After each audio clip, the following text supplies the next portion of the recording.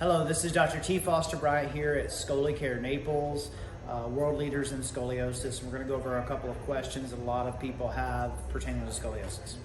So question number one, describe the types of scoliosis patients you see in your clinic. Well, we see all kinds of scoliosis cases. We see from congenital, where infants are actually born with scoliosis, which is really the sadder ones that we see, that they have them right from the beginning, but then we see it through adolescence.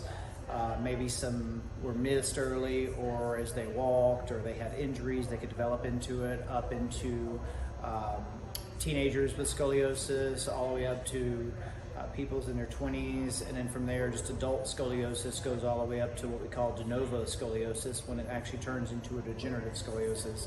And that's the largest segment that we do see, because that's the highest concentration of people that have scoliosis, is people over 50 years old.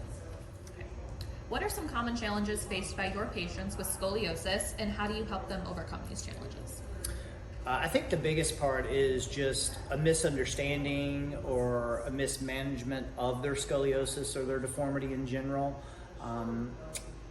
We really work hard to educate patients on understanding, number one, what is scoliosis? And then once they have scoliosis, to what level do they really have it? Is it something that doesn't need to be braced? We can just do rehab with it.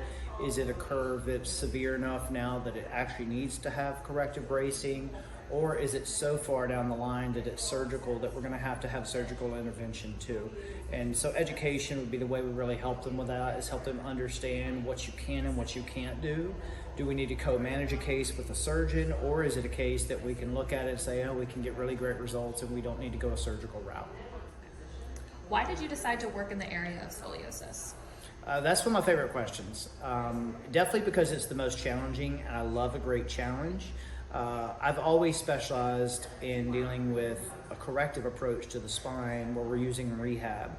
We know that rehab, and the literature supports that, if we're going to really make a corrective change to a scoliosis or a spine deformity, you're going to have to rehab the hard tissue and the soft tissue.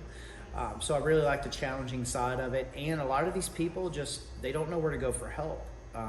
Or maybe the doctors they're going to might have a little bit of way to help them, but that's not really what their focus is. So I chose to specialize in scoliosis because of that side of it. And then also the other side is, I was raised by my great-grandparents and grandparents.